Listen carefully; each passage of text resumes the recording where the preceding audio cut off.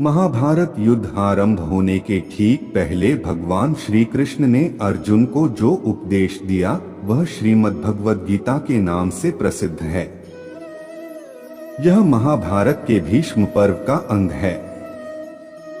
गीता में 18 अध्याय और 700 श्लोक हैं। आज से लगभग 5169 वर्ष पूर्व मतलब 3145 ईस्वी सन पूर्व पहले गीता का ज्ञान बोला गया था। गीता की गणना प्रस्थानत्रयी में की जाती है, जिसमें उपनिषद और ब्रह्म सूत्र भी सम्मिलित हैं। महाभारत के युद्ध के समय जब अर्जुन युद्ध करने से मना करते हैं, तब श्री कृष्ण उन्हें उपदेश देते हैं और कर्म व धर्म के सच्चे ज्ञान से अवगत कराते हैं। श्री कृष्ण के इन्हीं उपदेशों को भगवत गीता नामक ग्रंथ में संकलित किया गया है। गीता के 18 अध्यायों में वर्णित विषयों की भी क्रम प्राप्त संगति है। प्रथम अध्याय का नाम अर्जुन विषाद योग है। वह गीता के उपदेश का विलक्षण रंगमंच प्रस्तुत करता है, जिसमें श्रोता और वक्ता दोनों ही कुतूहल शांति के लिए नहीं वरन जीवन की प्रगाढ़ समस्या के समाधान के लिए प्रवृत्त होते हैं।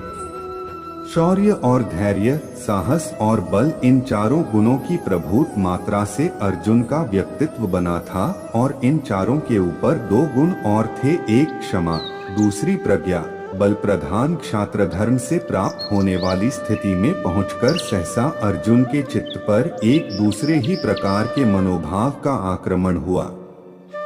कार्पण्य का एक विचित्र प्रकार की करुणा उसके मन में भर गई और उसका क्षात्र स्वभाव लुप्त हो गया। जिस कर्तव्य के लिए वह कटिबद्ध हुआ था, उससे वह विमुख हो गया।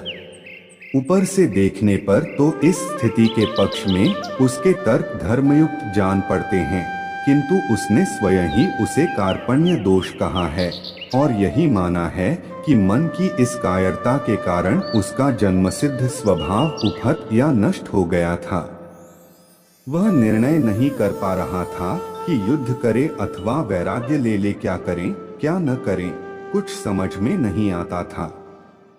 इस मनोभाव की चरम स्थिति में पहुंचकर उसने धनुष बाण एक ओर डाल दिया।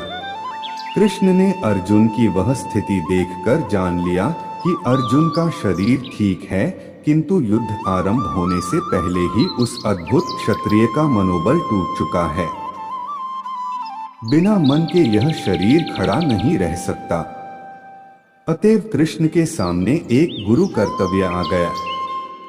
अत तर्क से, बुद्धि से, ज्ञान से, कर्म की चर्चा से, विश्व के स्वभाव से, उसमें जीवन की स्थिति से, दोनों के नियामक अव्यय पुरुष के परिचय से और उस सर्वोपरि परम सत्तावान ब्रह्मा के साक्षात दर्शन से अर्जुन के मन का उद्धार करना, यही उनका लक्ष्य हुआ। इसी तत्व चर्चा का विषय गीता है। पहले अध्याय में सामान्य रीति से भूमिका रूप में अर्जुन ने भगवान से अपनी स्थिति कह दी। प्रथम अध्याय में दोनों सेनाओं का वर्णन किया जाता है। शंख बजाने के पश्चात अर्जुन सेना को देखने के लिए रथ को सेनाओं के मध्य ले जाने के लिए कृष्ण से कहता है। तब मोहयुक्त हो अर्जुन कायरता तथा शोक युक्त वचन कहता है। दूसरे अध्याय का नाम सांख्य योग है। इसमें जीवन की दो प्राचीन सम्मानित परंपराओं का तर्कों द्वारा वर्णन आया है।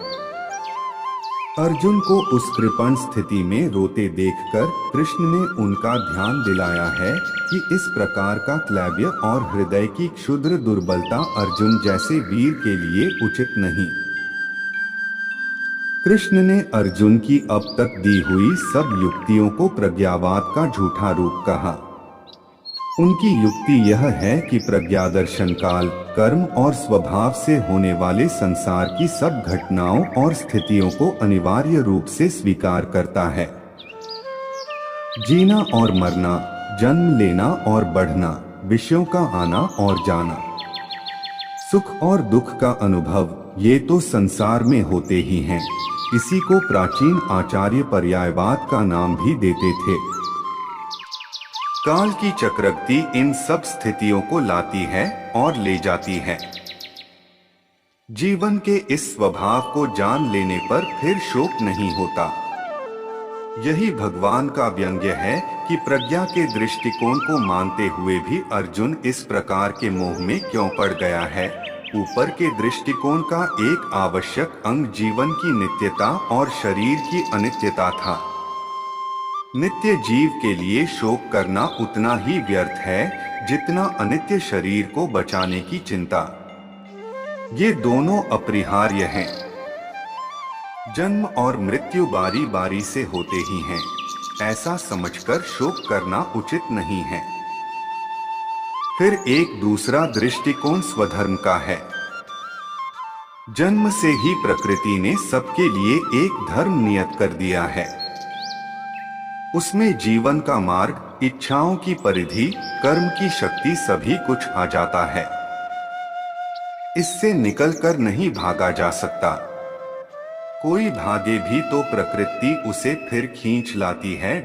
इस प्रकार काल का परिवर्तन या परिमाण, जीव की नित्यता और अपना स्वधर्म या स्वभाव जिन युक्तियों से भगवान ने अर्जुन को समझाया है, उसे उन्होंने सांख्य की बुद्धि कहा है। इससे आगे अर्जुन के प्रश्न न करने पर भी उन्होंने योग मार्ग की बुद्धि का भी वर्णन किया। यह बुद्धि कर्म या प्रवृत्ति मार्ग के आग्रह की बुद्धि है। इसमें कर्म करते हुए कर्म के फल की आसक्ति से अपने को बचाना आवश्यक है। कर्मयोगी के लिए सबसे बड़ा डर यही है कि वह फल की इच्छा के दलदल में फंस जाता है। उससे उसे बचना चाहिए। अर्जुन को संदेह हुआ कि क्या इस प्रकार की बुद्धि प्राप्त करना संभव है। व्यक्ति कर्म करे और फल न चाहे तो उसकी क्या स्थिति होगी, यह एक व्यावहारिक शंका थी। उसने पूछा कि इस प्रकार का दृढ़ प्रज्ञा वाला व्यक्ति जीवन का व्यवहार कैसे करता है। आना जाना, खाना पीना, कर्म करना, उनमें लिप्त होकर भी निर्लेप कैसे रहा जा सकता है। कृष्ण ने कितने ही प्रकार के बाह्य इंद्रियों की अपेक्षा मन के संयम की व्याख्या की है। काम, क्रोध, भय, राग, द्वेष के द्वारा मन का सौम्य भाव बिगड़ जाता है और इंद्रियां वश में नहीं रहती। इंद्रिय जय ही सबसे बड़ी आत्मजय है। बाहर से कोई विषयों को छोड़ भी दे तो भी भीतर का मन नहीं मानता। विषयों का स्वाद जब मन से जाता है तभी मन प्रफुल्लित, शांत और सुखी होता है। समुद्र में नदियां आकर मिलती हैं पर वह अपनी मर्यादा नहीं छोड़ता। ऐसे ही संसार में रहते हुए, उसके व्यवहारों को स्वीकारते हुए अनेक कामनाओं का प्रवेश मन में होता रहता है, किंतु उनसे जिसका मन अपनी मर्यादा नहीं खोता उसे ही शांति मिलती है। इसे प्राचीन अध्यात्म परिभाषा में गीता में ब्राह्म स्थिति कहा है। इस प्रकार सांख्य की व्याख्या का उत्तर सुनकर कर्मयोग नामक तीसरे अध्याय में अर्जुन ने इस विषय में और गहरा उतरने के लिए स्पष्ट प्रश्न किया कि सांख्य और योग, इन दोनों मार्गों में आप किसे अच्छा समझते हैं और क्यों नहीं यह निश्चित कहते कि मैं इन दोनों में से किसे अपनाऊं।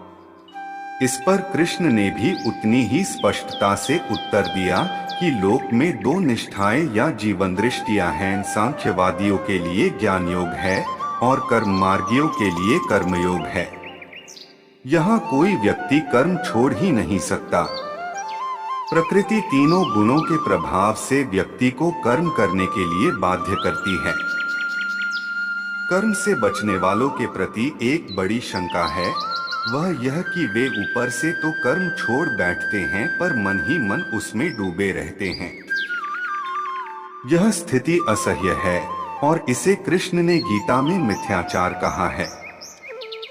मन में कर्मेंद्रियों को रोककर कर्म करना ही सरल मानवीय मार्ग है। कृष्ण ने चुनौती के रूप में यहाँ तक कह दिया कि कर्म के बिना तो खाने के लिए अन्न भी नहीं मिल सकता। फिर कृष्ण ने कर्म के विधान को चक्र के रूप में उपस्थित किया। न केवल सामाजिक धरातल पर भिन्न व्यक्तियों के कर्मचक्र अरों की तरह आपस में पिरोए हुए हैं, बल्कि पृथ्वी के मनुष्य और स्वर्ग के देवता दोनों का संबंध भी कर्मचक्र पर आश्रित है। प्रत्यक्ष है कि यहाँ मनुष्य कर्म करते हैं, कृषि करते हैं और दैवी शक्तियां वृष्टि का जल भेजती हैं। अन्न और पर्जन्य दोनों कर्म से उत्पन्न होते हैं।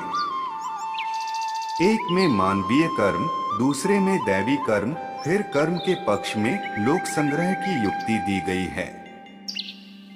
अर्थात कर्म के बिना समाज का ढांचा खड़ा नहीं रह सकता।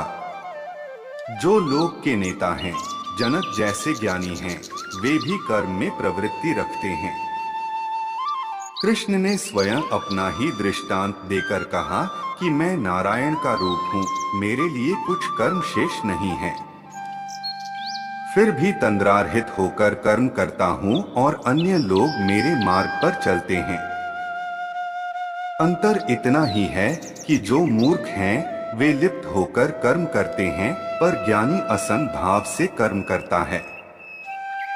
गीता में यही एक साभिप्राय शब्द बुद्धि भेद है। अर्थात जो साधारण समझ के लोग कर्म में लगे हैं, उन्हें उस मार्ग से उखाड़ना उचित नहीं, क्योंकि वे ज्ञानवादी बन नहीं सकते, और यदि उनका कर्म भी छूट गया तो वे दोनों ओर से भटक गए। चौथे अध्याय में, जिसका नाम ज्ञान कर्म संन्यास योग है, यह बताया गया है कि ज्ञान प्राप्त करके कर्म करते हुए भी कर्म संन्यास का फल किस उपाय से प्राप्त किया जा सकता है। यही गीता का वह प्रसिद्ध आश्वासन है कि जब जब धर्म की ग्लानि होती है, तब तब मनुष्यों के बीच भगवान का अवतार होता है, अर्थात भगवान की शक्ति विशेष रूप से मूर्त होती है। यहीं पर एक वाक्य विशेष ध्यान देने योग्य है, क्षिप्र ही मानुषे लोके सिद्धिर भवति कर्मजा, कर्म से सिद्धि इससे बड़ा प्रभावशाली जय सूत्र गीता दर्शन में नहीं है। किंतु गीता तत्व इस सूत्र में इतना सुधार और करता है कि वह कर्म असंग भाव से अर्थात फलासक्ति से बचकर करना चाहिए। भगवान बताते हैं कि सबसे पहले मैंने यह ज्ञान भगवान सूर्य को दिया था। सूर्य के पश्चात गुरु परंपरा द्वारा आगे बढ़ा, किंतु अब यह लुप्तप्राय हो गया है। अब वही ज्ञान मैं तुम्हें बताने जा रहा हूँ। अर्जुन कहते हैं कि आपका तो जन्म हाल में ही हुआ है, तो आपने यह सूर्य से कैसे कहा? तब श्री भगवान ने कहा है कि तेरे और मेरे अनेक जन्म हुए, लेकिन तुम्हें याद नहीं, पर मुझे याद है। यदा यदा हि धर्मस्य ग्लानिर्भवति भारत अभ्युत्थानं धर्मस्य तदात्मानं सृजाम्यहम् परित्राणाय साधूनां विनाशाय च दुष्कृतां धर्म संस्थापनार्थाय संभवामि युगे युगे। श्री कृष्ण कहते हैं कि जब जब धर्म की हानि और अधर्म की वृद्धि होती है, तब तब मैं अपने स्वरूप की रचना करता हूँ। साधुओं की रक्षा के लिए, दुष्कर्मियों का विनाश करने के लिए, धर्म की स्थापना के लिए मैं युग युग में मानव के रूप में अवतार लेता हूँ। 5वें अध्याय कर्म संन्यास योग नामक में फिर वे ही युक्तियाँ और दृढ़ रूप में कही गई हैं। इसमें कर्म के साथ जो मन का संबंध है, उसके संस्कार पर या उसे विशुद्ध करने पर विशेष ध्यान दिलाया गया है। यह भी कहा गया है कि ऊंचे धरातल पर पहुंचकर सांख्य और योग में कोई भेद नहीं रह जाता है। किसी एक मार्ग पर ठीक प्रकार से चले तो समान फल प्राप्त होता है। जीवन के जितने कर्म हैं, सबको समर्पण कर देने से व्यक्ति एकदम शांति के ध्रुव बिंदु पर पहुंच जाता है और जल में खिले कमल के समान कर्म रूपी जल से लिप्त नहीं होता। भगवान श्री कृष्ण इस अध्याय में कर्मयोग और साधु पुरुष का वर्णन करते हैं तथा बताते हैं कि मैं सृष्टि के हर जीव में समान रूप से रहता हूँ। आत्म प्राणी को समदर्शी होना चाहिए, विद्याविन्य संपन्ने ब्राह्मणे गवि हस्तिनी शुनि चैव श्वपाके च पंडिता समदर्शिन ज्ञानी महापुरुष विद्याविन्य युक्त ब्राह्मण में और चांडाल में तथा गाय हाथी एवं कुत्ते में भी समरूप परमात्मा को देखने वाले होते हैं। छठा अध्याय आत्मसंयम योग है, जिसका विषय नाम से ही प्रकट है। जितने विषय हैं उन सब से इंद्रियों का संयम ही कर्म और ज्ञान का निचोड़ है। सुख में और दुख में मन की समान स्थिति, इसे ही योग कहते हैं। पंचतत्व मन बुद्धि भी मैं हूँ, मैं ही संसार की उत्पत्ति करता हूँ और विनाश भी मैं ही करता हूँ। मेरे भक्त चाहे जिस प्रकार भजें परंतु अंततः मुझे ही प्राप्त होते हैं। मैं योग माया से अप्रकट रहता हूँ और मूर्ख मुझे केवल साधारण मनुष्य ही समझते हैं। यो यो या तनु भक्तः श्रद्धयार्चितुमिच्छति तस्य तस्याचला श्रद्धा तामेव विद्धाम्यहं वेदाः सम्तीतानि वर्तमानानि चार्जुन भविष्याणि च भूतानि मा तु वेद न कश्चन। 7वें अध्याय की संज्ञा ज्ञान विज्ञान योग है। ये प्राचीन भारतीय दर्शन की 2 परिभाषाएं हैं। उनमें भी विज्ञान शब्द वैदिक दृष्टि से बहुत ही महत्वपूर्ण था। सृष्टि के नानात्व का ज्ञान विज्ञान है और नानात्व से एकत्व की ओर प्रगति ज्ञान है। ये दोनों दृष्टियां मानव के लिए उचित हैं। 8वें अध्याय की संज्ञा अक्षर ब्रह्म योग है। उपनिषदों में अक्षर विद्या का विस्तार हुआ। गीता में उस अक्षर विद्या का सार कह दिया गया है। अक्षर ब्रह्मा परम अर्थात परब्रह्म की संज्ञा अक्षर है। मनुष्य अर्थात जीव और शरीर की संयुक्त रचना का ही नाम अध्यात्म है। गीताकार ने 2 श्लोकों में इन 6 परिभाषाओं का स्वरूप बांध दिया है। गीता के शब्दों में ओम एकाक्षर ब्रह्मा है। 9वें अध्याय को राजगुह्य योग कहा गया है, अर्थात यह अध्यात्म विद्या विद्यारागी है और यह गुह्य ज्ञान सब में श्रेष्ठ है। राजा शब्द का एक अर्थ मन भी था। अतएव मन की दिव्य शक्तियों को किस प्रकार ब्रह्ममय बनाया जाए, इसकी युक्ति ही राजविद्या है। इस क्षेत्र में ब्रह्म तत्व का निरूपण ही प्रधान है। उसी से व्यक्त जगत का बारंबार निर्माण होता है। वेद का समस्त कर्मकांड यज्ञ, अमृत और मृत्यु, संत और असंत और जितने भी देवी देवता है, सबका पर्यवसान ब्रह्मा में है। 10वें अध्याय का नाम विभूति योग है। इसका सार यह है कि लोक में जितने देवता हैं, सब एक ही भगवान की विभूतियां हैं। मनुष्य के समस्त गुण और अवगुण भगवान की शक्ति के ही रूप हैं। बुद्धि से इन छुट भय देवताओं की व्याख्या चाहे ने हो सके, किंतु लोक में तो वह हैं ही। 11वें अध्याय का नाम विश्वरूप दर्शन योग है। इसमें अर्जुन ने भगवान का विश्वरूप देखा। विराट रूप का अर्थ है मानवीय धरातल और परिधि के ऊपर जो अनंत विश्व का प्राणवंत रचना विधान है, उसका साक्षात दर्शन। विष्णु का जो चतुर्भुज रूप है, वह मानवीय धरातल पर सौम्य रूप है। 12वें अध्याय का नाम भक्ति योग है, जो जानने योग्य है, जिसको जानकर मनुष्य परमानंद को प्राप्त हो जाता है, अर्थात वो परमात्मा ही सत्य है। 13वें अध्याय में एक सीधा विषय क्षेत्र और क्षेत्रज्ञ का विचार है। यह शरीर क्षेत्र है, उसका जानने वाला जीवात्मा क्षेत्रज्ञ है। 14वें अध्याय का नाम गुणत्रय विभाग योग है। यह विषय समस्त वैदिक, दार्शनिक और पौराणिक तत्वचिंतन का निचोड़ है। सत्व, रज, तम नामक 3 गुणत्रिकों की अनेक व्याख्याएं हैं। गुणों की साम्यावस्था का नाम प्रधान या प्रकृति है। 15वें अध्याय का नाम पुरुषोत्तम योग है। इसमें विश्व का अश्वत्थ के रूप में वर्णन किया गया है। यह अश्वत्थ रूपी संसार महान विस्तार वाला है।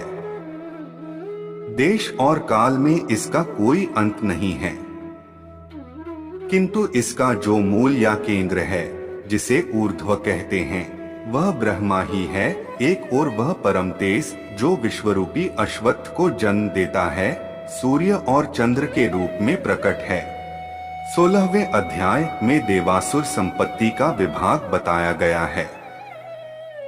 आरंभ से ही ऋग्वेद में सृष्टि की कल्पना दैवी और आसुरी शक्तियों के रूप में की गई है।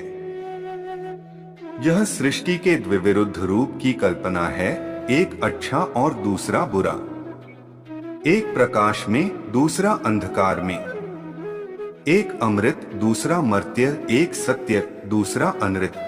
17वें अध्याय की संज्ञा श्रद्धात्रय विभाग योग है।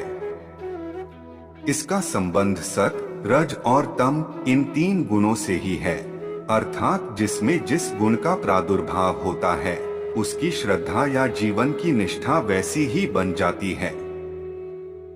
यज्ञ, तप, दान, कर्म ये सब 3 प्रकार की श्रद्धा से संचालित होते हैं।